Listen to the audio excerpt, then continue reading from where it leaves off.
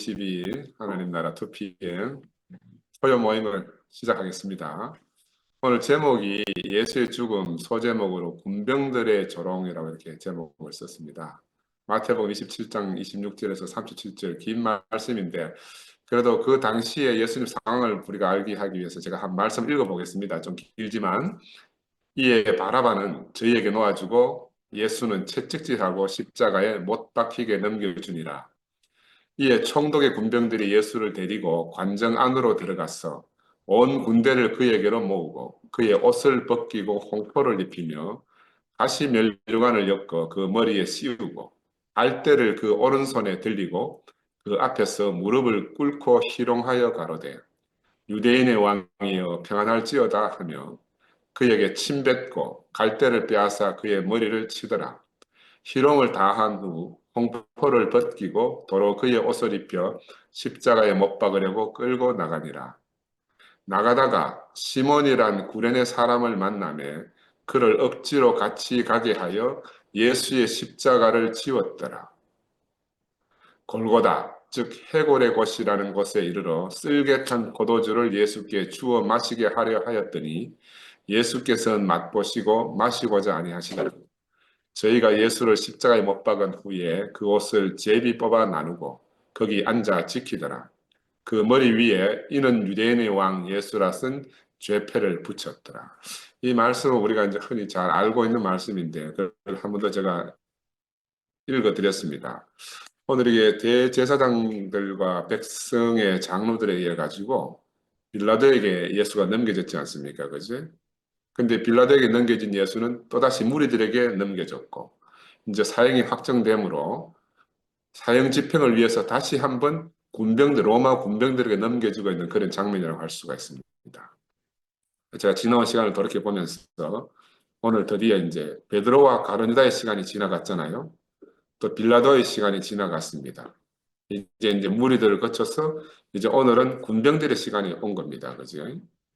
우리 입장에서는 이 예수가 십자가에 못 박히는 이 장면이 너무너무 숨막히도록 엄숙한 장면이지만 이들 로마 군병들에게는 그들의 지루한 일상에서 벗어날 조금은 색다른 장난거리가 생긴 것 같은 바로 그런 장면이에요. 그래서 종교 집단에서 정치가 집단에게로 다시 무리들에게로 그리고 군병들에게로 예수는 지금 마치 축구공 돌리듯이 이렇게 이제 돌려지고 있는 거죠. 그전 이 장면을 보면서 어릴 때 학교 다닐 때 짓궂은 아이들이 힘이 약한 아이들의 소지품을 빼앗아 가지고 돌라고 하면 안 돌리고 이리 던지고 저리 던지고 막 이리저리 돌리면서 애달게 만드는 어떻게 보면 그렇게 조롱하는 그런 모습하고 좀 겹쳐져 보이기도 했어요. 그래서 빌라도는 명절이면 죄수 하나를 놓아주는 전례에 따라서 바라바 예수를 놓고 누구를 놓아주기를 원하냐 이렇게 물었잖아요. 근데 무리들은 대답하기를 바라바를 놓아주고 예수를 십자가에 못 박아 달라 이렇게 요구했단 말입니다. 이 장면이 그냥 우리가 스쳐 지나갈 수 없는 장면 같아요. 이 이제 전례에 따라서 하는 말을 제가 찾아보니까 이 전례는 이제 로마 제국의 식민지 통치 전략 중에 하나라고 이렇게 합니다. 유대인들에게는 유월절이 너무너무 중요한 의미를 가진 그런 명절이기 때문에 이 의미를 더욱 깊게 하는 그 6월절날 특별히 이제 하나님의 자비를 기념하는 그런 의미로서 이 로마인이 그 죄수 중에 한 사람을 석방하는 그런 관례가 있었다고도 해요. 왜냐하면 그 백성들을 신화적으로 이렇게 다스리기 위해서 효과적으로 다스리기 위해 가지고 회유책. 그 한편으로 정치적 전략이다 이렇게 볼 수가 있습니다. 그래서 이거는 이제 뭐 로마의 통치 철학과 유대인들의 종교적 전통을 잘 서로 버무려 가지고 서로에게 윈윈되는 서로에게 이익이 되는 그런 이제 결과물이다 이렇게 할 수가 있는데 근데 제가 이제 그러면 요세푸스는 이런 내용을 기록해 놨는가 찾아보니까 요세푸스의 기록에는 직접적으로 언급이 없대요. 언급이 없지만 그 6월절 전례의 정치적 의도를 이렇게 직접 언급 안 했지만 이제 로마의 통치 전략이라든지 유대인의 문화에 대한 이해 이런 것들을 다 언급해가지고 그 당시에 정치적 현실을 이렇게 이제 요세푸스는 써놓았던데 문제는 이제 학자들이 보고 이거는 역사적 신빙성이 없을 수도 있다 이렇게 의문을 제기하는 사람도 있다고 합니다. 근데 우리가 사복음서에 대충 다 이 장면이 기록되어져 있기 때문에 그 사실관계를 떠나서 우리가 이 복음서 내용에 있는 그 배경에 있는 의미를 우리가 깊이 묵상하는 것이 참 중요하다고 생각이 들고요. 마태에 따르면 예수는 바로 이제 이렇게 인민재판을 넘겨줬잖아요. 무리들에게 정치가인 빌라도가 자기가 심판하지 않고 무리들에게 떠넘겼죠. 그래서 그 무리들로 하여금 최종적으로 사형이 결정되게 하고 그래서 이제 사형의 집행을 갖다가 지금 군병들에게 넘겨주는 그런 장면입니다. 야, 그 이제 왜 바라바라 놓아달라 하고 예수를 처형하라 했겠나? 이 궁금하지 않습니까? 우리가 지금 어떻게 보면 2000년 뒤에 우리가 기독교인이고 이러니까 당연히 예수를 놓아달라고 해야지. 왜 바라바라 놓아달라 하나 이렇게 할 수 있는데 우리가 시간을 싹 없애놓고 우리가 그 시절로 돌아가서 한번 생각해 보죠. 그 시절로 돌아가면 우리는 과연 예수를 놓아달라 하고 바라바를 못 박아라 할 수 있겠나 하는 것을 한번 생각해 보면 좋을 것 같아요.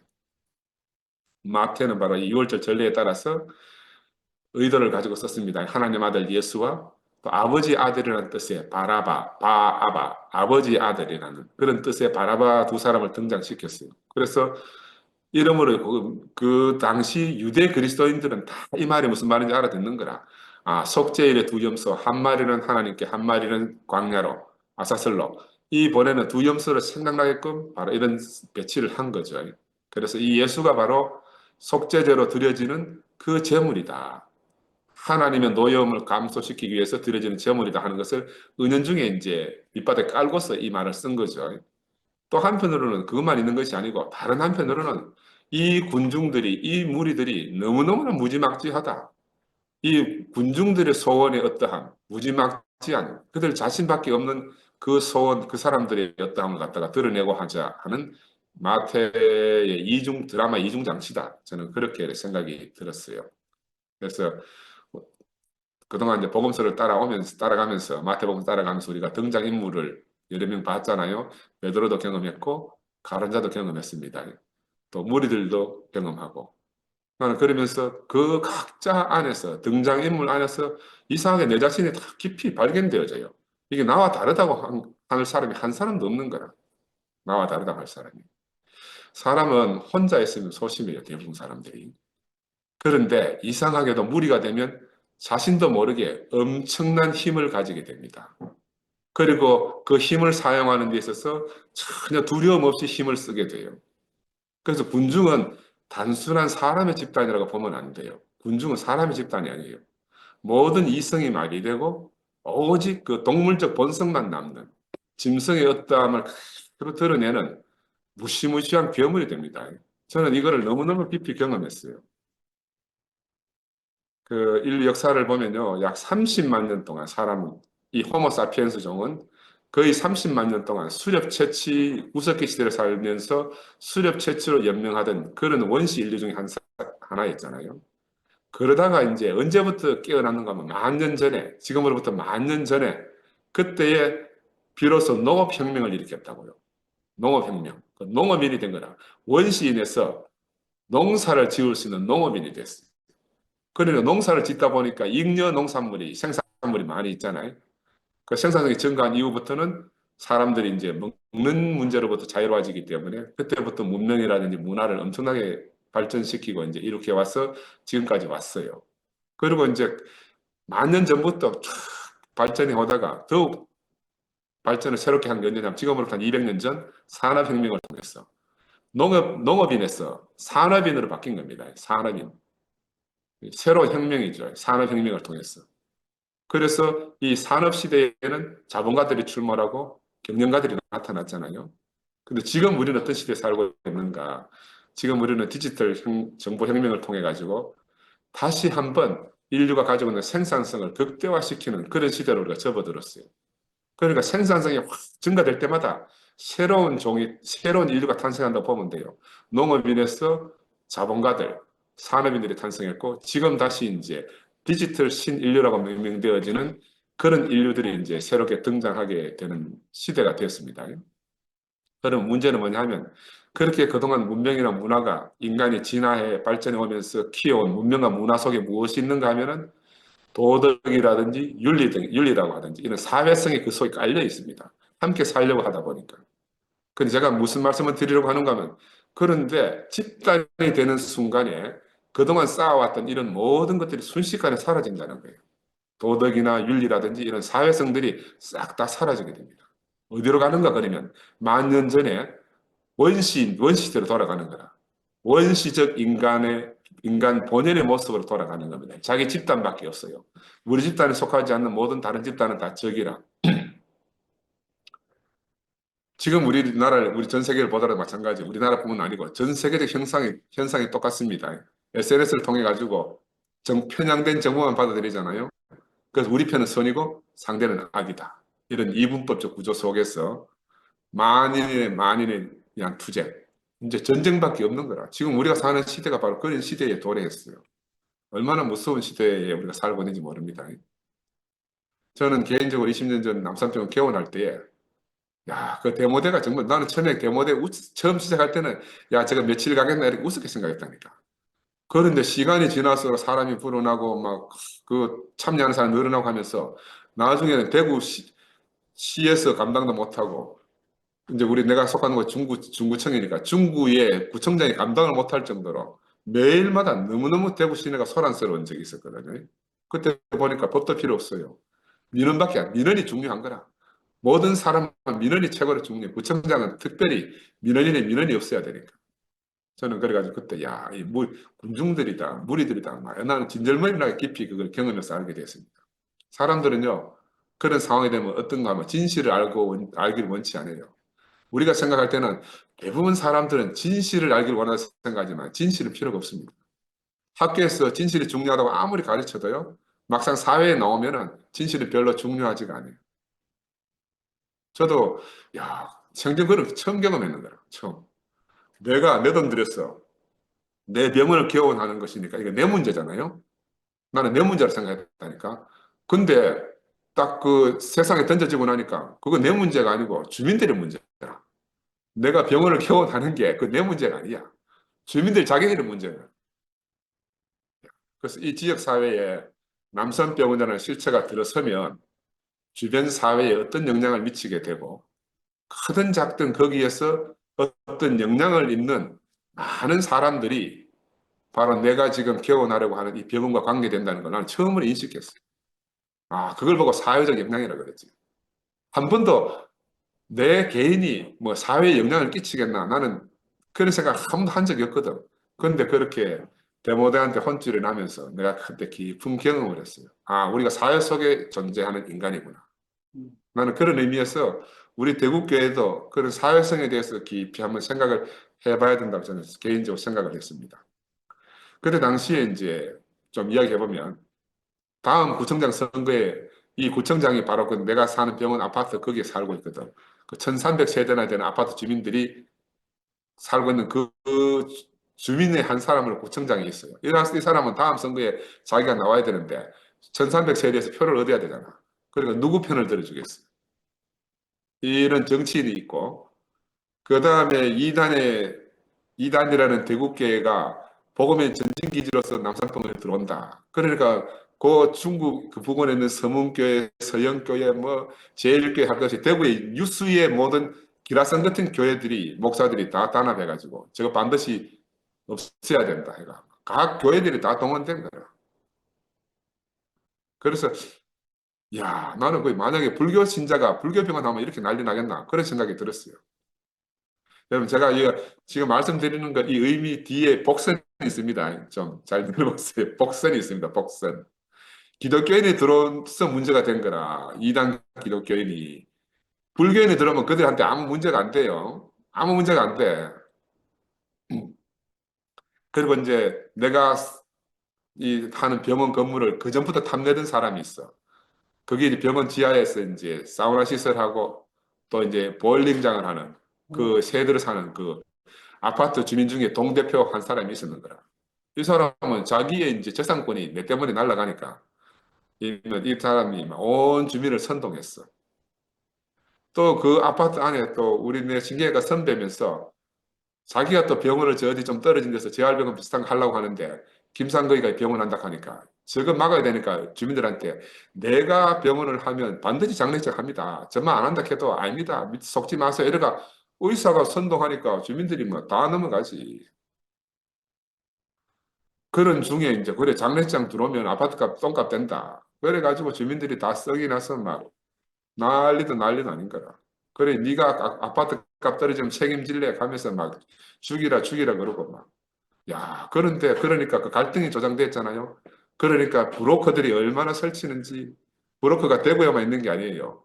저 서울서부터 원정까지 왔어. 내한테 바리바리 전화가 오는 거라. 내가 해결해 주겠다고. 이런 브로커들. 또 구청이나 시청의 보건 관련 공무원들 있잖아요. 이 인간들은 공무원이 아니라 지 밥그릇 챙기기면 급급한 거라. 내보고 전화 와서 하는 소리가 원장님, 환자 만약 한 명을 죽으면 원장님 책임질 겁니까? 이따위 전화를 한다니까요. 야, 내가 그래 참 그것도 우리 선배도 한 놈 있어. 그런데 또 경찰은 어떤가? 형사도 늘 내한테 오거든. 형사들 너가 탐문 조사하면서 원장님 혹시 그동안 살면서 뭐 누구한테 잘못한 일은 없습니까? 뭐 은연중에 묻는 거라. 왜? 신경이가 의사 내 선배라는 놈이 자꾸 엉뚱한 소리를 한다니까. 혹시 누구한테 그렇게 폐되는 걸 끼친 적 없어? 아, 난 그런 적 살면서 한 번도 없다 하니까 참 잘 생각해 보시라고.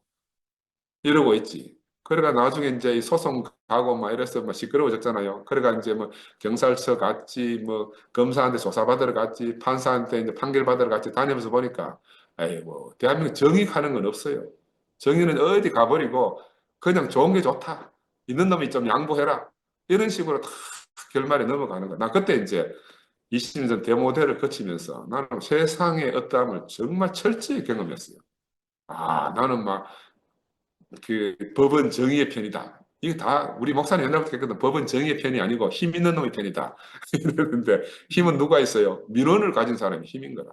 민원이 힘이고 나는 한 개인으로 조그만 병원 하는 아주 막 밟아 문 때도 아무도 관심 없는 그런 개인인 거라. 그래서 저는 그때 내가 전혀 예상치 못한 일을 정말 뼈저리 경험했어요.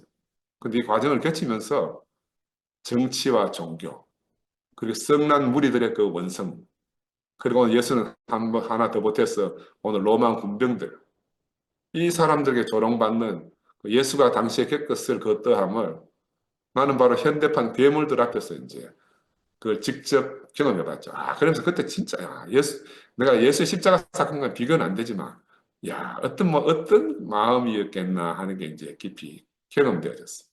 본질은 유사하다, 본질은. 그래서 겟세마네에서 땀 흘려 기도한 후에 모든 것을 아버지께 맡기는 예수의 심정. 그냥 우리 비상적으로 예수가 모든 걸 아버지에 맡겼다 이렇게 생각하면요. 이게 자기한테 이렇게 안 와닿습니다. 나는 그때 왜 예수가 아버지께 모든 것을 맡길 수밖에 없는가. 내가 그때 조금 알게 됐어요. 왜냐하면 하나님께 맡기는 거 말고는 다른 답이 없는 거라. 내가 속으로 그렇게 생각했다니까요. 내가 대구교회 안 다니고 다른 힘 있는 교회 좀 다녔으면 우리 교회 신도들 좀 동원해가지고 막 힘싸움을 할 건데 우리 대구교회는 원래 힘싸움 하는 거 멀잖아요. 어린 양의 운명만 늘 들었는데 이건 뭐 싸움 할 수도 없는 거라. 그래 하나님께 맡기는 거 말고는 무엇도 할 것이 없다. 그래 힘과 능력도 아무것도 없이 제 마음이 싹 비워졌을 때 그때 어떤 생각이 들었는가 하면 예수가 그렇게 말했잖아요. 이제 일어나 가자.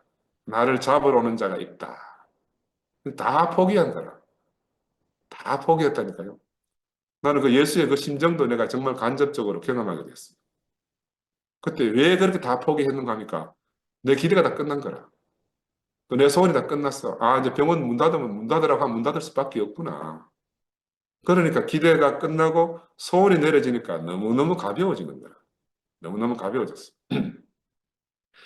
근데 그때 와중에 우리 집사람은 어릴 때부터 우리 장모님 대신해서 언니가 늘 케어해 줬거든.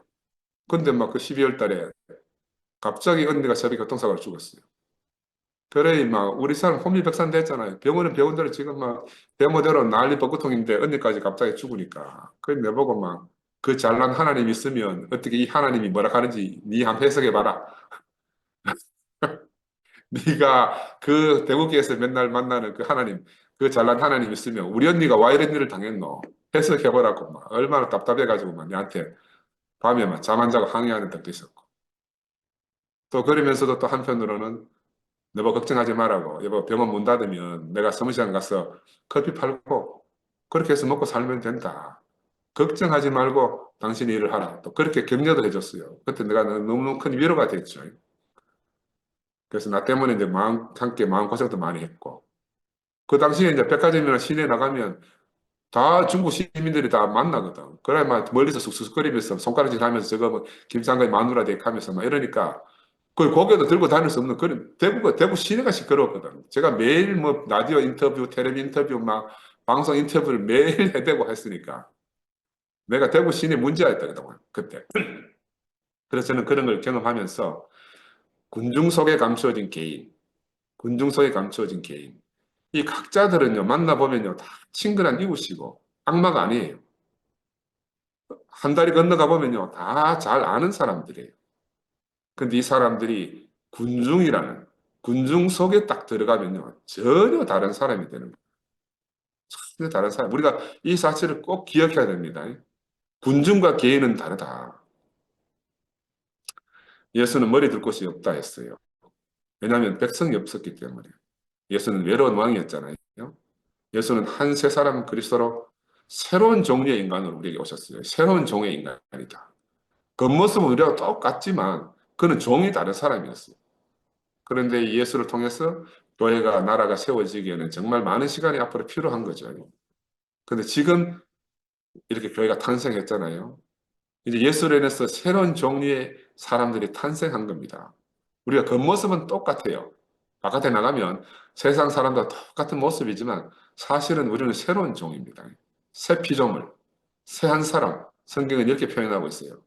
근데 우리를 이건 하도 습성으로 많이 듣다 보니까 이게 그냥 타성에 젖은 거라. 타성에 젖었어요. 어떻게 보면 언어가 오염된 거라. 제가 이제 왜 새로운 언어를 쓰는가 하면 이 언어로 오염된 이걸 딱 좀 벗겨보자 하는 의미에서 제가 이제 새로운 언어를 쓰거든요. 그래서 새 피조물, 새로운 종류의 인간이 생명 진화의 결과이든지 아니면 하나님이 주신 생명의 회복이든지 간에 어찌하든지 우리가 알던 그 아담은 아니단 말이에요. 예수는.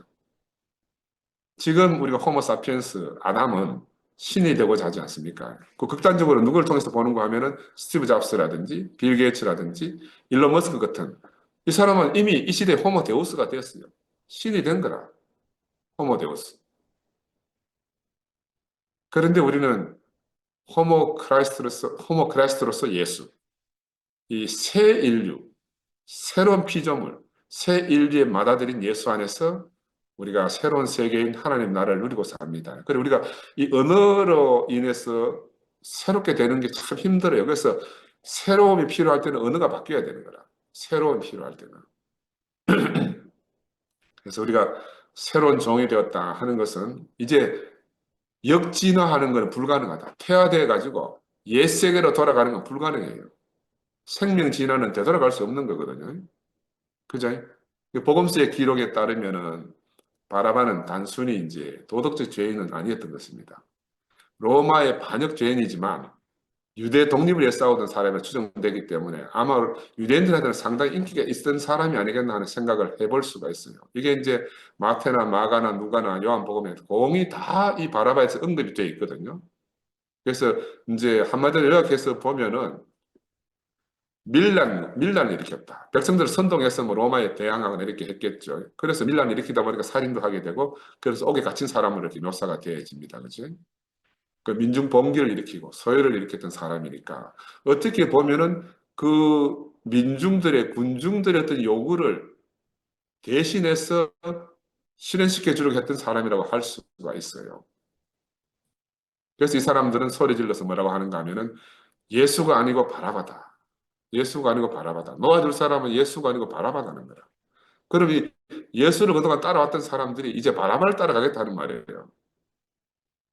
예수는 십자가에 못 박고 바라바를 놓아달라 하는 말은 이제 우리는 예수가 필요 없고 바라바가 내게 필요하다 이 말입니다.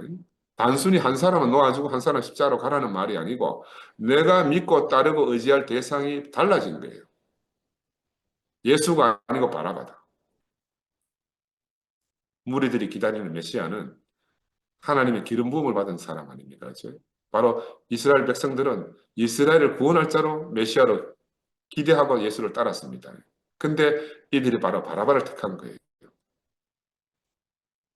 나는 이 장면이 옛날에 그냥 대충 넘어갔는데 오늘 이 말씀을 이렇게 묵상하면서 야, 그렇구나. 왜 바라바를 택했겠나. 이 바라바가 내 소원을 해결해 줄 것이기 때문에 내 소원이 연관된 사람은 이 바라바밖에 없는 거라. 예수를 따라가니까 아무것도 이루어지는 게 없거든요. 그래서 그들이 바라바를 선택하고 예수를 십자가에 못 박으라고 한 것들의 그 밑바닥에 깔린 어떤 의미일 수 있겠다. 왜냐하면 유대인들은 지금 로마의 식민지 하에서 독립을 꿈꾸고 있잖아요. 독립보다 더 중요한 게 없단 말이에요, 당시에. 이 사람들이 예수에게 환호했을 때도 이 소망을 예수가 성취해 줄 것이다. 우리의 소망을 성취해 줄 사람이 바로 이 예수다. 라고 희망을 가지고 따랐는데 마지막에 가서 보니까 아니니까 이제 버릴 수밖에 없는 거죠. 이 예수가 자신들의 기대와 상관없는 사람이다. 정반대의 길을 가는 사람이다. 하는 게 드러난 거라. 그래서 예수에게 환호하던 이 무리들은 무리라는 게 참 신기합니다. 금방 좋다고 했다가 금방 확 돌아서면 죽이자. 이러는 거야. 금방 죽이자고. 그러면 즉시 분노를 발하게 됐고, 즉시 예수를 기대했던 사람들은 다 실망해서 돌아서게 된 거죠. 근데 제가 나눠진 페이퍼에도 써놨지만, 저는 이 대목에 딱 가니까요. 야, 이게 지금 예수와 바라바와 군중들 관계 안에서 바로 우리 자신과 오버랩이 돼요. 목사님과 우리의 관계 오버랩이 됩니다. 바라바를 택하고 예수를 버린 사건이에요. 저는 이 모든 것들이 목사님이 병들어서 생긴 현상으로 나는 이해를 하고 지금까지 왔어요. 여러분 각자는 개인적으로 어떻게 생각할지 모르지만 나는 그렇기 때문에 일관되게 이 말씀을 드리는데 여기서 어떤 사람은 바라바를 택한다니까요. 왜? 내 소원을 들어줄 사람이 바라바밖에 없으니까. 예수를 그냥 헌신짝 버려버리는 거라. 십자가를 달으라는 거라. 달아라. 그래서 다시 한번 이 바라바를 택하고 예수를 버린 사건을 우리가 깊이 한번 묵상해 보는 게 필요하지 않겠나. 무리들로 표현된 이 군중은 그 바라바의 밀란이 독립운동인지 아닌지는 잘 모르잖아요. 그렇지만 밀란을 일으켰던 바라바는 자기들의 소원과 관련이 있는 겁니다. 바라바를 놓아주고 예수를 못 박아라. 이게 변함없는 세상의 목소리입니다. 소원을 가진 사람들의 유일한 선택이에요. 소원을 가진 사람. 세상과 종교는 이것 이외에 다른 선택을 할 수가 없어요. 소원이 있으면 누구나 다 바라바를 택하게 돼 있어요. 소원이 있는 사람들은. 그래서 우리에게 바라바는 누구냐? 과연 예수는 우리에게 누구냐? 나는 이 심각한 질문을 갖다가 사실 이 말씀을 종일 준비하면서 제 자신에게 먼저 던져봤어요. 제 자신에게. 나는 과연 누구를 선택한다고 감히 말할 수 있겠나? 제가 10년 만에 교회로 돌아오면서 처음 든 생각이 그 생각이었습니다. 이제 나는 내 소원대로 살 수 없게 되었구나. 기가 막히죠. 왜 10년, 교회를 떠났다 10년 만에 돌아오는데 처음 드는 생각이 그때 끌려오는 기분이라. 어? 그 황소가 이렇게 코에 고리가 걸려가지고 끌려오듯이 그 끌려오는 기분이었어요.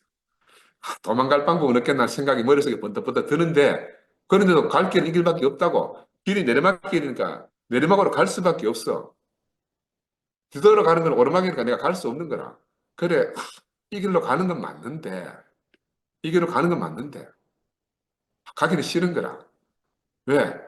지금 이 길로 가면 난 앞으로 내 소원대로 살 수 없거든. 내 소원대로 살 수 없어. 앞으로 내 인생에서 펼쳐질 모든 일은 내 생각과 전혀 다르게 진행되겠구나. 그게 막 물밀듯이 밀려오는 거야. 그래서 한편으로는 인간적으로 너무너무 허망한 생각도 들었어요. 야, 그런데도 가지 않을 수 없는 그 길이었어요. 그때 당시에. 가지 않을 수 없는 그 길로 온 거야. 그래, 예수는 왜 내게 오셨을까? 예수는 내 소원을 없애기 위해서 오신 것입니다. 나는 내 소원을 성취하려고 10년 동안 바깥에 교회를 떠나서 살았어.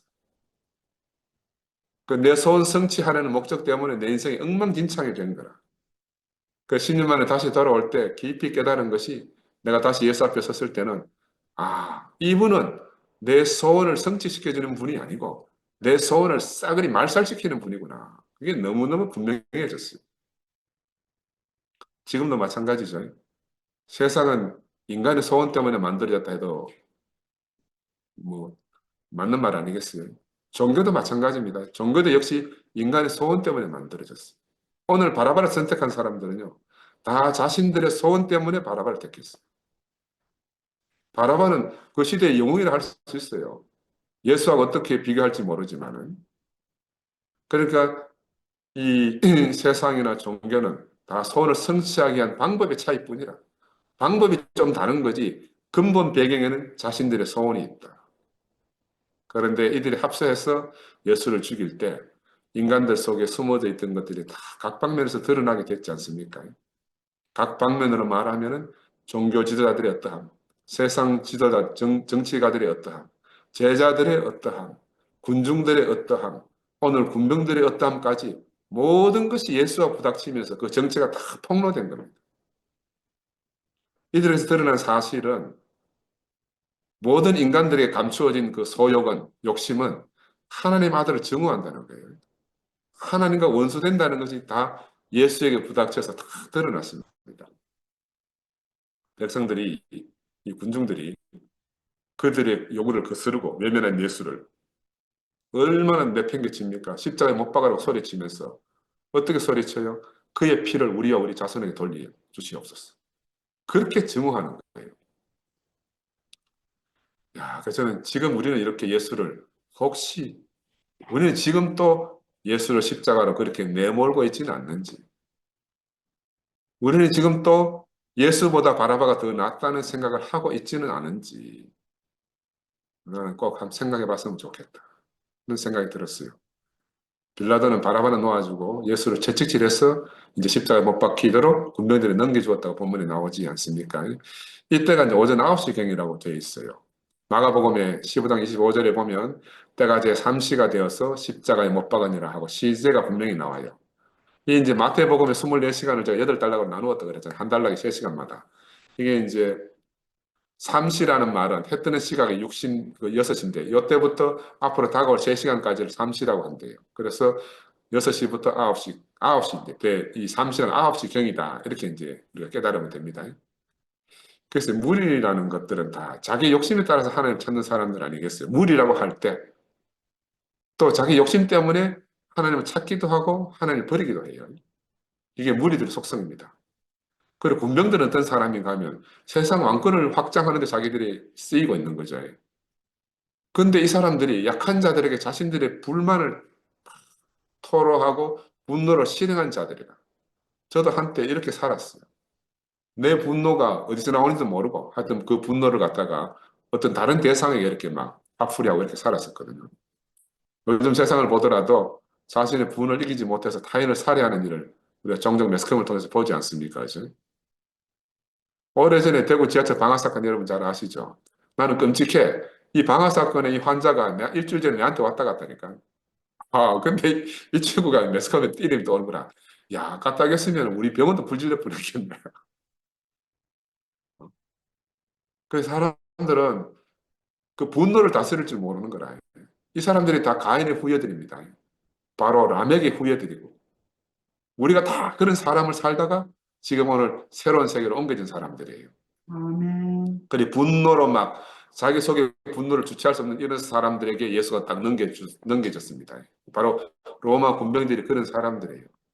이 사람들은 맹수가 포획물을 붙잡아 놓이듯이 낚아채듯이 막 바로 예수를 낚아채가지고 예수를 희롱하고 조롱하고 갖고 놀다가 원수 뭐 고양이가 쥐 잡고 가지고 놀다가 잡아먹듯이 그렇게 희롱하고 놀다가 지금 십자가에 못 박는 그런 장면이 성경에 이렇게 묘사되어 있지 않습니까?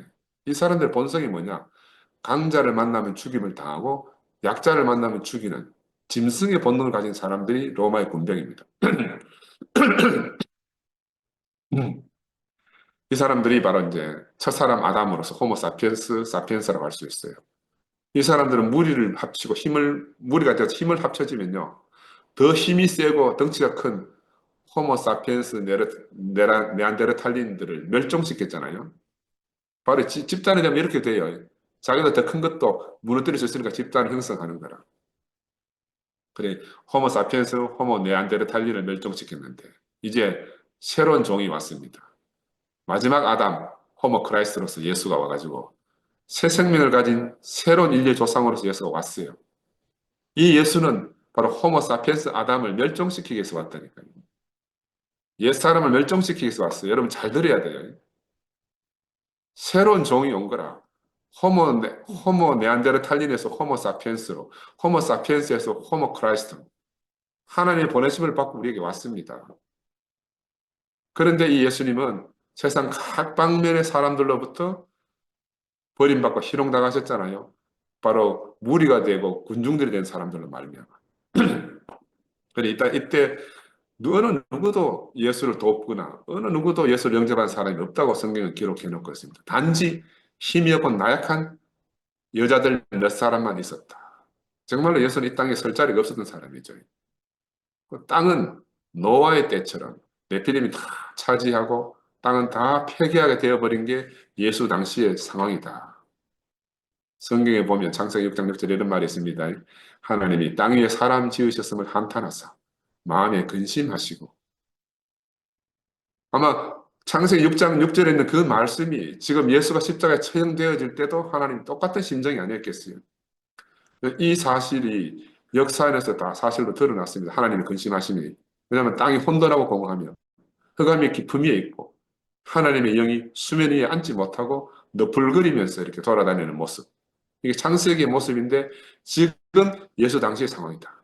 하나님 보내신 자로서 그의 아들 예수가 왔는데 땅 위에서 모든 인생들로 말미암아 내쳐짐을 당한 것이 현재 실상이잖아요. 그죠? 바로 이거는 창세기 1장 2절의 상태이다. 그래서 기원전 6세기에 이스라엘이 완전 남이스라엘까지 이제 남유다까지 바벨론에 완전히 멸망당한 이스라엘 나라가 없어진 상태가 기원전 6세기 사건인데 바로 그 사건이 예수가 십자가에 못 박히는 사건이고 또 지금 한편으로 우리를 보면요. 여러 갈래로 나누어진 지금 우리들의 상태입니다. 창세기 1장 2절의 상태가 기원전 6세기 이스라엘 멸망의 상태고 예수 당시 십자가 사건이 일어나는 그 당시의 상태고 지금 사방팔방으로 찢어진 우리의 상태다. 하나님은 이 예수의 죽음을 통해서 혼돈과 공허와 흑암의 기쁨을 물리치시고 드디어 창세기 1장 3절에서 1장 2절에 그 어두움을 물리치고 1장 3절에서 나바르 엘로힘 하나님이 가라사대 하나님 말씀하시게 된 거예요. 말씀하시면 다 이루어지는 하나님이 비로소 말씀하시면서 새 창조를 시작하신 겁니다. 그래서 히브리어로서 이제 내가 찾아보는 게 이렇게 되어 있어요. 1장 1절 태초에 하나님 천지를 창조하다 이 창조는 히브리어로 바라라고 됐다가 돼 바라. 이거는 무에서 유를 창조한다는 그런 의미로 쓰여졌다고 해요. 무에서 유를 창조한다. 근데 창세기 2장 4절에 나오는 창조는 바라가 아니고 아사로 개념이 완전히 다르게 쓰여져요. 원래 이제 창조, 바라라는 말은 유대 사제들이 제사를 드릴 때, 동물을 죽일 때, 동물을 죽여서 뼈는 뼈대로, 살은 살대로 다 발라낼 때 쓰이는 의미로서 바라라 그래요. 그러니까 창조는 뭘 더하는 게 아니고 제거하고 없이 하는 거야. 창조는. 모든 것을 비운다는 의미에서 창조라는 거죠. 하나님 새 창조가 어디서 일어나는가? 십자가 예수의 죽음 안에서 모든 것이 비워지고 모든 것이 무로 돌아가고 그 자리에서 하나님의 새 창조가 시작된다는 것이 창세기 1장을 예수가 자기의 십자가에 못 박혀 죽으심을 통해서 증명하는 거죠. 그래서 모든 것을 비우고 없앤 후에 일어나는 것이 바로 창조다. 그런 의미에서 이제 창세기 2장 4절 이후의 창조는 아사, 히브리어로 아사라고 하는데 이거는 이미 무언가 있는 대상을 새롭게 만들거나 조성한다. 다시 말하면 토기장애들이 흙을 주물러서 뭐 토기를 만들듯이 창세기 2장 4절에 하나님이 사람을 만드는 것은 흙으로 빚어 만들지 그렇게 빚어 만드는 그런 의미로 쓰였어요. 그래서 같은 우리말로는 같은 창조지만은 창조의 의미가 다르다. 그래서 저는 개인적으로 창세기 태초에 창세기 1장 1절에 바라라는 창조. 이게 진짜 새 창조고 진정한 창조의 의미를 가지고 성경의 기록자가 쓰지 않았겠나 하는 생각이 들어요. 이게 왜 새 창조냐면 혼돈과 공허와 흑암의 깊음을 뚫고 하나님이 승리하신 것을 말씀하기 때문에 예수가 십자가의 죽음을 거치고 확보한 새 생명, 이 새 생명을 통해서 일어난 창조이기 때문에 바로 새 창조다. 이 예수는요, 기원전 6세기에 기록된 하나님 말씀, 태초에 하나님이 천지를 창조하셨다는 그 말씀을 이제 600년 후에 예수가 자신의 죽음을 통해서 그 하나님 말씀을 비로소 이루신 거라. 하나님의 말씀이 예수에게 와서 비로소 이루어진 겁니다. 나는 이게 너무너무 엄숙하고 놀랍다고 생각이 들어요. 600년 전 바빌론에게 이스라엘이 멸망할 때나 지금 예수가 십자가에 죽임을 당할 때나 하나님 보시기에 상황은 똑같은 거다.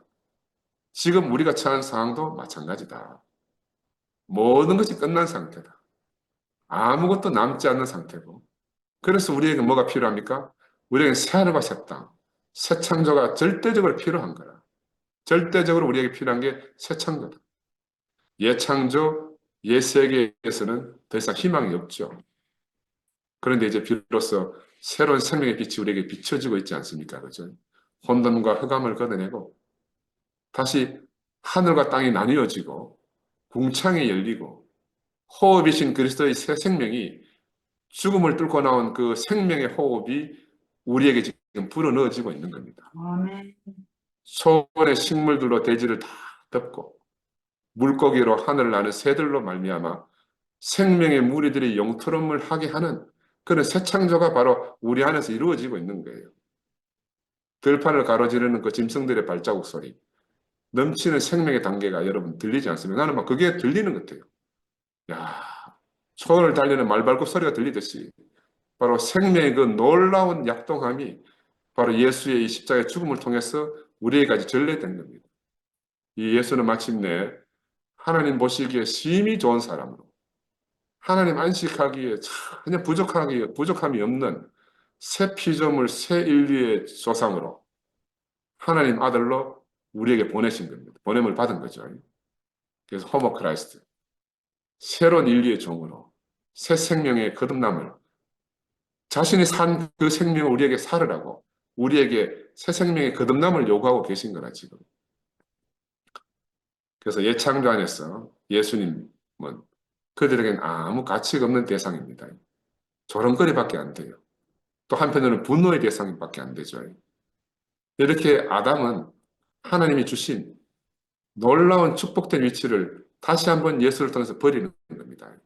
성경에 아담이 선악과를 먹고 생명을 버렸다고 되어 있지만 그건 증명이 안 돼. 근데 예수에게 와서 보니까 왜 이 사람들이 선악과를 먹고 생명과를 버렸는지가 증명이 된 거라. 그죠? 왜 사람은 생명나무를 열매를 먹지 않았는가? 왜 먹지 말라 한 선악과를 먹었던가? 예수하고 부딪히니까 알아지는 거죠. 우리 옛 속담에 그런 말이 있잖아요. 입에 쓴 것은 몸에 좋다. 근데 아담은 속성이 어떤가 하면 입에 쓰기 때문에 뱉어버린 거예요. 예수는 먹으려고 하면 입에 쓴 거라. 입에서 쓰니까 뱉어버리는 거죠. 예수는 우리가 뱉어버렸어요. 그래서 영문 밖으로 내쳐짐을 당한 거죠. 왜냐하면 단 것만 좋아하는 우리 아담의 속성이란 말입니다. 지금 우리도 보세요. 우리는 다 각자 입에 단 것을 찾아서 이렇게 나누어졌습니다. 우리가 예수의 생명 때문에 나누어졌는가? 내 입에 단 것을 찾아 나누어졌는가? 깊이 반성해 봐야 돼요. 우리는 헤어진 우리들은요, 어느 누구도 우리가 100%다 할 수가 없어요. 우리가 100%다 할 수가 없어요. 자세히 보면요, 우리가 다 각자 입에 단 것을 찾아온 거라. 이제는 단 것만 찾을 때가 아니고, 입에 쓰더라도 우리의 생명을 살리고, 우리의 몸을 회복시키는 그 보약이신 십자가 예수의 운명을 우리가 맛있게 먹고 마셔야 된다. 아멘. 이 한 사람을 온 인류가 버렸잖아요. 네가 이것을 먹는 날에는 정령 죽으라 하신 대로 우리는 지금 죽은 자가 되어서 쓸모없게 됐습니다. 그래서 이 물리적 시간 안에서 역사 안에 사는 사람 아담, 호모사피엔스는 이 비물리적 시간, 카이로스의 시간, 하나님의 새 창조의 시간에 대해서는 죽은 자입니다. 이게 죽은다 살았다는 개념을 우리가 새롭게 알아야 돼요. 안 그러면 다 망상에 빠지는 겁니다. 이 몸이 어디서 산다, 이 몸이 죽고 부활한다 이런 이상한 개념들을 가지고 사는 거라 정말 답답하죠. 예수를 십자가에 못 박고 조롱하던 이 군병들은 하나님 없는 인간의 마지막 열매들입니다. 하나님 없는 인간들이 하나님 생명을 가진 사람들을 어떻게 취급하는지가 바로 이 군병들을 통해서 극대화된 거죠. 나는 이 신모띠가 바로 이 예수를 조롱하는 극치라고 저는 생각이 들어요. 아멘. 그 신모띠는요, 이 로마 군병들처럼 단체로 지금 예수를 희롱하고 있습니다. 어떻게? 유대인의 왕이라는 죄패를 예수 이마에 더 씌우는 것처럼 군병들은 유대인의 왕이라는 그 죄패를 예수 이마에 붙였잖아요. 그런데 신모띠는 어떻게 합니까? 예수가 나다라고 예수를 조롱하고 있는 거예요. 예수가 나다 하고 지금 예수를 조롱하고 있다니까요. 나는 이게 맞나? 전율이 나는 거라. 전율이 생겨. 이 로마의 군병들은 예수에게 조롱을 당한 후에 예수를 못 박을 십자가를 본인에게 예수에게 지우고 가다가 시골에서 올라온 한 사람, 구레네 사람 시몬이라는 자에게 대신 지우고 형장에 골고다로 향해 가는 장면이 나오잖아요. 야, 이것도 신기합니다. 이 뜬금없이 구레네 시몬이 왜 나온? 이 사람은 왜 가다가 또 붙잡혀가지고 자기 뜻과는 전혀 상관이 없이 자기 뜻과는 전혀 상관이 없어요. 우연히 가다가 붙들려서 억지로 남의 십자가를 지금 지고 간다니까요. 남의 십자가를. 그 장면에서 이제 또 쓸개땅 포도주를 예수에게 줬지만은 예수는 맛보시고는 안 먹겠다고 이제 거절했다고 기록되어 있잖아요. 왜 예수는 안 먹겠다 했는가? 자신의 앞길에서 일어날 일을 이미 예견하고 계신 거죠. 그러니까 나는 받을 것은 받겠다. 피하지 않으시고 묵묵히 받았다는 거죠. 아버지의 뜻에 따라서. 근데 예수에게 지금 일어나는 일은요, 우연한 일이 하나도 없습니다. 어떤 일이 일어나든지 간에 그 모두 다 예수의 삶과 너무 깊이 관여되어 있는 당연한 결과라고 할 수가 있어요. 우리가 세상에 살면서 일어나는 일들을 우리 흔히 보잖아요. 근데 우주적 관점에서 우리의 시각을 넓게 보면은 우주적 관점에서는 우연이란 없다는 거예요. 요즘 양자 시대잖아요. 양자의 관점에서 우연은 없어요. 불교에서도 모든 것은 다 인연에서 일어난다고 하잖아요. 그렇지? 그런데 우리의 시야가 자기 중심으로 좁아지면은 모든 것이 알 수 없게 되고 모든 것이 우연이라. 어? 시야가 좁은 사람한테 일어나는 어떤 일은 모든 게 다 우연이라.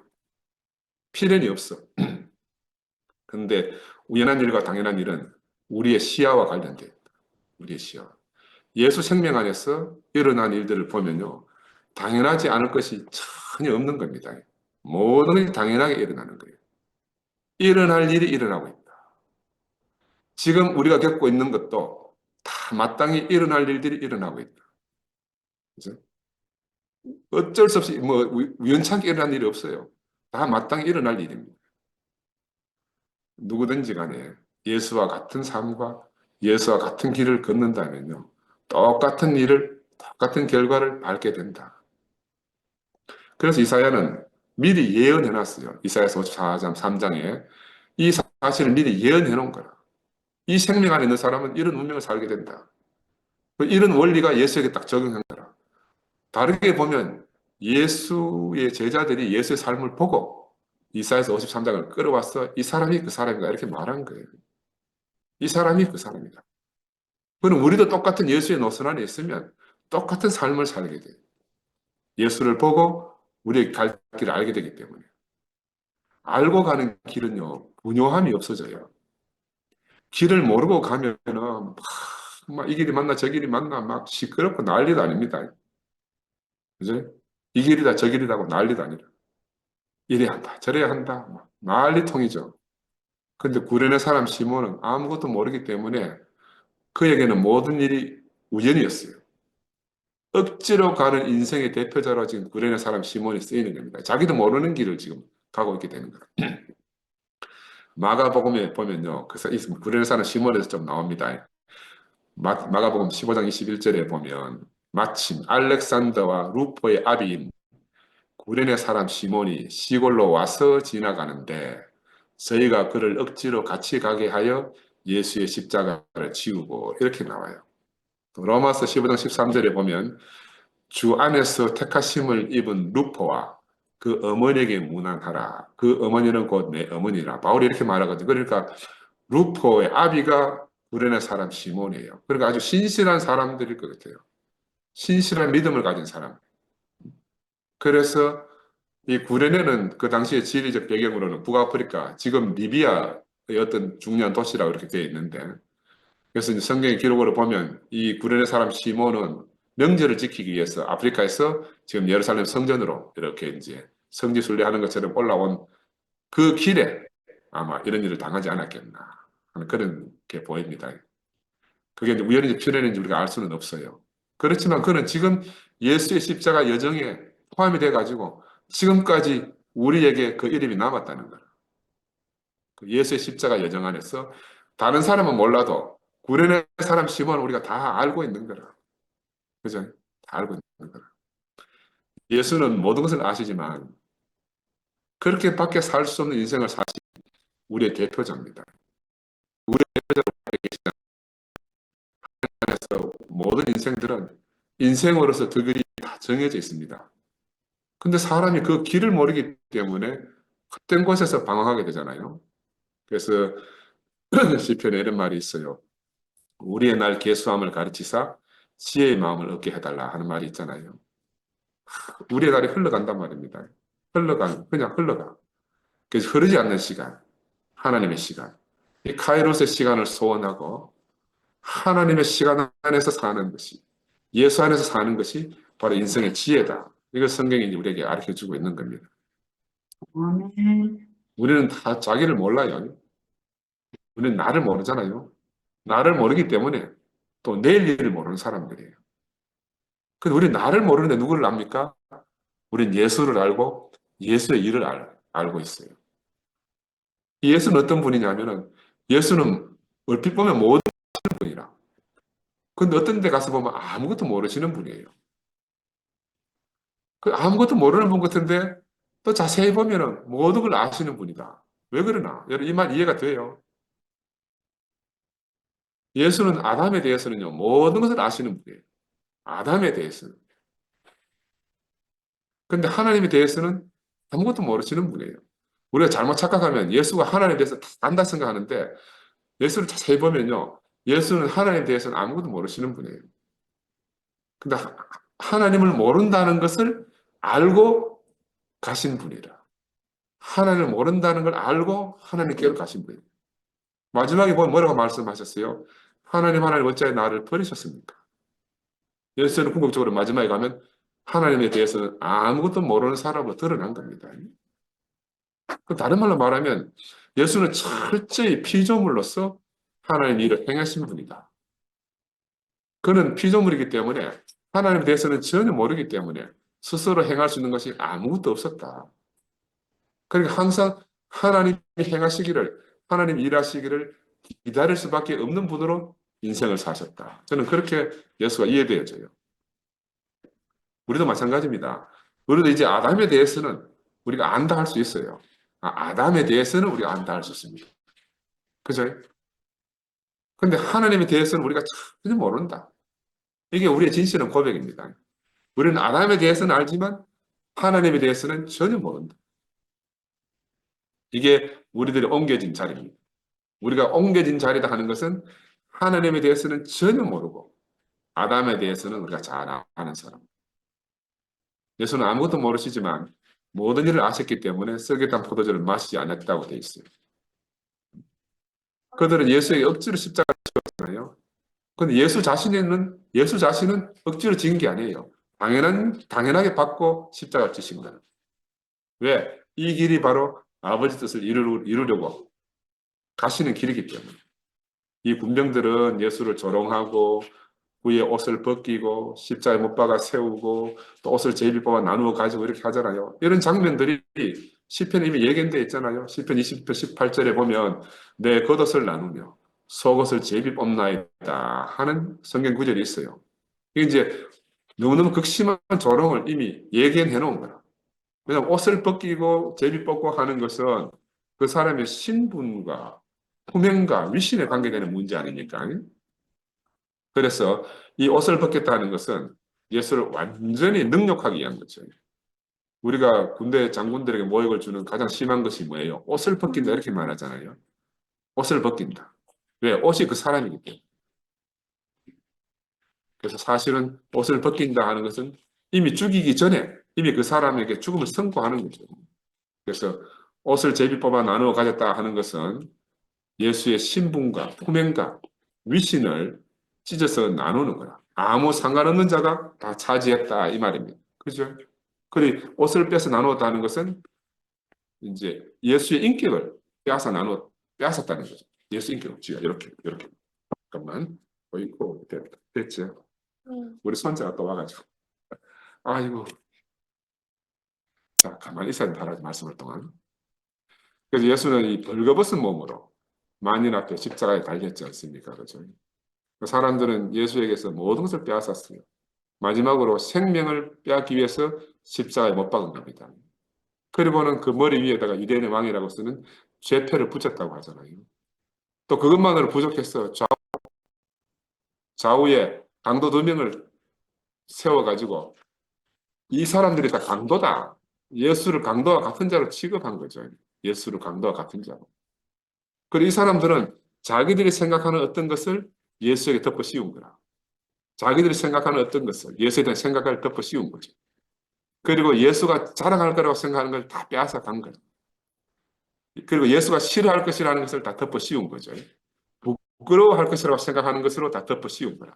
자세히 한번 보세요. 예수에게 행한 이 군병들의 행위가 혹시 우리가 살면서 은연중에 하고 있는 일들은 아닌가. 왜냐하면 이런 것들이 사람이 자기가 미운 사람에게 행하는 전형적인 모독하는 방법이다. 자기가 미워하는 사람이. 우리도 지금 어떤 것들이 더 씌워졌습니다. 저는 잘 몰랐는데 이번에 뭐 내가 신모도 형제들 많이 만나보니까 와 내한테 덮어 씌운 그 제목이 예수한테 덮어 씌운 거와 거의 비슷하더라고. 예수한테 덮어 씌운 거와 거의 비슷하더라고. 회복 불능한 제목을 다 덮어 씌워놨더라고. 그들이 붙이고 싶은 것을 우리 이마에 붙여놓은 겁니다. 그들이 붙이고 싶은 것을. 그들이 만들어 놓은 벌거벗은 몸과 조롱받는 죄와 강도들과 함께 세운 그 예수의 위치는 그렇게 함으로 그들에게 깊은 만족과 쾌감을 안 주었겠어요? 그 누구한테 필요한 겁니까? 그들 자신에게만 필요한 거죠. 근데 우리 예수님은 이 세상에 속한 분이 아니잖아요. 그들이 자신들이 원하는 걸 다 가져간다 해도 예수는 아무런 손상을 받으실 수 없는 분이라는 거예요. 왜? 그분은 원래 아무것도 없는 분이죠. 그들이 뭐 있다고 생각하는 것 자체가 망상이라. 예수는 원래 아무것도 없은 분이라. 왜냐하면 모든 것이 하나님 아들이기 때문에. 아버지 안에서 모든 걸 가지신 분이잖아요. 아무것도 부족한 것이 없다. 그죠? 아무것도 없는 상태로서 모든 것이다. 제가 지난 시간에 말씀을 드렸지만. 그래서 예수의 바로 이러한 진실이 우리를 이 진실 안으로, 예수의 진실 안으로 우리를 모이게 했어요. 그래서 사람의 생각과 사람의 손으로 만들지 않는 영원한 곳으로 우리 인도하신 거 아니겠습니까? 그래서 우리는 지금 그들이 조롱하던 그 자리에 예수와 함께 지금 서 있는 겁니다. 예수와 함께. 예수는 우리가 자랑하던 모든 것들을 다 짊어지고 십자가로 가셨어요. 그러므로 말미암아 우리의 자랑이 다 끝난 겁니다. 예수가 그냥 간 게 아니고 우리가 자랑하던 모든 것들을 가지고 가신 거라. 그래서 그동안 예수가 없었으면 우리가 끝내지 못하고 버리지 못한 것도 있어요. 근데 예수가 싹 다 설거지하듯이 다 걷어가 버렸다니까요. 나는 그거를 10년 만에 돌아올 때 그때 처음 알았어요. 지금 아는 거하고 차원은 다르지만 그때 알았어. 지금은 이제 갈수록 그 깊이가 다 깊어지는 것 뿐이죠. 그리고 다 가져가고 뭘 주셨는가?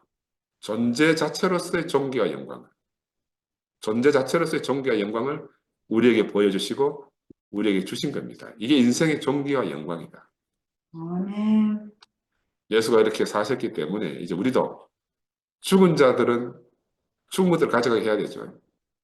근데 우리는 지금 그들이 죽은 것들을 가져가고 나면 우리는 예수와 함께 벌거벗은 몸으로 영문 밖으로 갈 수밖에 없는 운명이라. 영문 밖으로 내쳐지는 게 우리의 운명이라는 겁니다. 우리도 그들이 주는 능력을 치고 영문 밖으로 예수와 함께 있다. 히브리서 이런 말이 나오거든요. 우리가 십자가에 못 박힌 강도들까지도 주변에서 능욕했잖아요. 아, 감히 어떻게 강도가 예수를 능욕하는가 할 수 있지만, 그러나 또 그 상황, 시대 상황으로 돌아가면은 예수는 모든 사람이 능력하던 그런 분이었어요. 그런데 그 능력을 지고 그들의 능력을 당연히 여기고 갈 수밖에 없는 게 예수의 운명입니다. 마찬가지로 우리가 예수 안에 있다. 우리가 예수 안에 함께 죽고 함께 산다는 말을 할 때 우리도 바로 그 주님이 가신 길을 마땅히 그 능력을 지고 가는 겁니다. 이게 이제 확실하게 보이면요. 우리가 입이 열 개라도 할 말이 없는 사람으로 살 수밖에 없어요. 이 청동의 군병들이요. 유대인의 왕이여 평안할지어다 하고 제패를 붙였다고 했잖아요. 근데 실제로 예수는 유대인의 왕이라 그들은 조롱하려고 유대인의 왕이라고 붙였지만 예수는 실제로 유대인의 왕이고 온 인류의 왕으로 오신 분이 아니겠어요. 근데 문제는 뭐냐 하면 그들이 그 왕인 줄 모른다는 거지. 예수는 왜 그러면 그렇게 조롱을 받았습니까? 백성이 없으니까. 왕은 백성이 없으면 조롱받을 수밖에 없습니다. 그래서 이 로마 군병들은 백성 없는 유대인의 왕을 갖다가 왕 같지도 않은 예수를 그렇게 멸시하고 조롱한 거죠. 근데 이걸 뒤집어 보면요. 뒤집어 보면 유대인의 왕이라고 쓴 이 죄패가 누구를 조롱하는가 하면은 누구를 부끄럽게 하는가 하면 바로 유대인을 부끄럽게 하는 겁니다. 뒤집어 보면요. 유대인이 그렇게 부끄러운 사람이라는 거예요. 유대인의 절망을 예수 안에 덮어 씌운 거죠. 또 다른 한편으로는 인류의 왕으로 오신 분을 로마인들이 몰라봤으니까 그들의 어리석음이 얼마나 어리석음이 극치냐, 그들이 얼마나 자고한가를 다른 말로 뒤집어서 보여주고 있는 그런 죄패다. 그렇게 말씀드릴 수가 있습니다. 그리고 땅의 것을 구하는 사람은 어떻게 해도 망한 것만 구하니까 소망 없는 것만을 그들의 입으로 그들의 언어로 표현하는 겁니다. 땅의 것을 구하는 사람들은. 그래서 분노한다든지 고소한다든지 고소를 받아 처리하고 또 조롱하고 하는 이런 모든 사람들은 자세히 보면 다 땅의 것을 놓고 싸우는 사람들을 알 수 있잖아요. 목사님 늘 흔히 말씀하시지 개가 뼈다귀 놓고 싸우듯이 하나님 없는 사람들은 바로 어떤 경주를 하는가 그들 부끄러움의 경주를 길을 쓰고 하는 겁니다. 누가 더 부끄러운가 그 경주를 하고 있다 이 말입니다. 그들은 잘난 짓을 한다고 하는데 생명 안에서 제대로 보면 부끄러움의 경주를 누가 이길 것이냐 하고 달리기 하고 있다. 그래서 그들은 하늘에 속한 왕, 하나님 아들에게 수치와 모욕을 주기 위해서 그들이 할 수 있는 모든 방법을 다 동원했다고 볼 수가 있습니다. 이 얼마나 어리석은 일입니까? 아, 인간들은 서로에게 영광을 주고받잖아요. 그러면서 남에게는 다 이렇게 다른 편에게는 죄패를 덮어 씌우지 않습니까? 이거 지금 멀리 있는 이야기 아니고 지금 우리 앞에서 일어나는 일입니다. 우리 아멘. 앞에서. 저는 이 말씀 준비하면서 야 로마 군병들과 내가 다른 사람이 아니구나. 내가 그 사람으로 발견됩니다. 우리 영서 형제가 내일 첫날 옆에서 하잖아요. 형 언제 모세 80 될래? 언제 130살 야곱 될래? 그 말이야. 야, 예수는 우리의 모든 것을 해체하기 위해서 십자가로 가셨습니다. 예수가 십자가로 갔을 때는 모든 걸 해체하고 갔고 아무것도 남는 게 없어요. 아무것도 남은 게 없다고 하는데 시몬티가 남았다고 하니까 이거 참 아이러니 아니겠습니까? 아무것도 없다 하셨는데 그것을 뭘 건져가지고 이게 남았다. 이게 남았다. 이것만이 진실이다. 이것만이 길이다 하니까 예수가 보면 정말 참 얼마나 우스운 일 아니겠어요. 얼마나 우스운 일 아니겠어요. 아, 그래서 참 나는 아무리 생각해도 나는 예수 안에 있다. 이렇게 말할 수는 없어요. 나는 그래서 내가 베드로 안에 있다. 이러면 내가 좀 마음이 너무너무 편안하고 내가 유다 안에 있다. 해도 내가 내 마음이 편안하고 내가 성난 군중들 안에 있다 해도 그게 진실이라. 그리고 오늘 로마 군병들 안에 있다 해도 이게 내가 참이에요. 그죠? 근데 그 자리에서 내가 예수를 만나는 거예요. 내가 그 자리에서 나로 인해서 조롱받고 나로 인해서 핍박받고 내가 무시하고 침뱉고 능욕했던 그분을 내가 만나는 겁니다. 나는 평생을 이 짐을 지고 살 수밖에 없는 게 내 운명 같아요. 예수는 땅에 속한 왕이 아니고 하늘에 속한 왕이죠. 그러므로 예수를 모욕한 자에게는 그 모욕이 하늘을 향해 침을 뱉으면 그 침이 자기에게 돌아가잖아요. 그 모욕이 자기에게 돌아가는 겁니다.